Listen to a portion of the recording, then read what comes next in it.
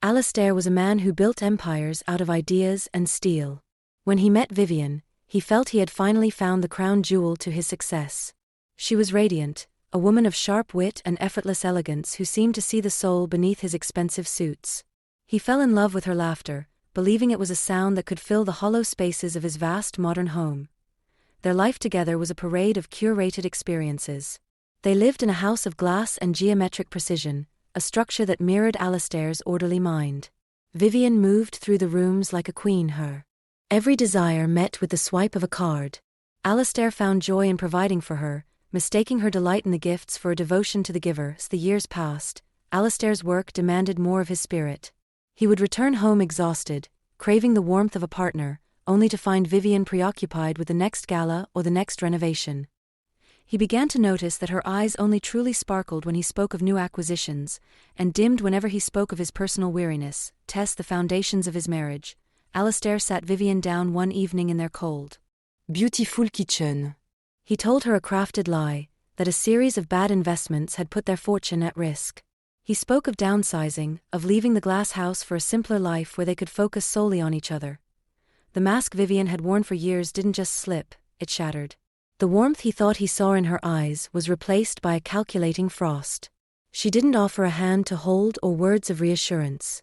Instead, she spoke of the impossibility of a life without status, her voice rising with a bitterness that Alastair had never heard before. And the weeks that followed, the silence in the house became deafening.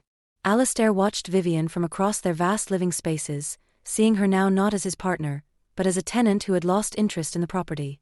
The love he felt was being replaced by the cold clarity of a man who finally understood he had bought a companion, not earned a heart.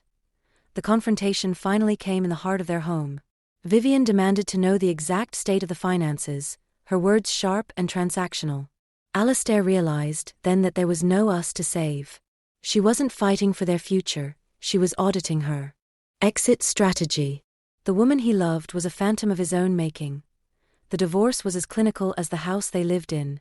There were no tears from Vivian, only a relentless focus on the division of assets. Alastair watched her through the glass of the conference room, realizing that she was treating the end of their marriage like a business merger that had failed to yield the expected dividends. When the papers were signed and the glass house was sold, Alastair moved to a small cottage by the sea. It was a place where the walls were made of stone and the air smelled of salt, not expensive perfume. He found that without the weight of a gold-plated life, he could finally breathe. He was poorer in coin, but for the first time, his peace was his own. Vivian, meanwhile, returned to the city lights. She found a new stage and a new audience, her smile restored as she scanned the rooms for a man with a larger empire and a softer heart. She remained a masterpiece in a gilded frame, beautiful and expensive, but entirely hollow to anyone who dared to look past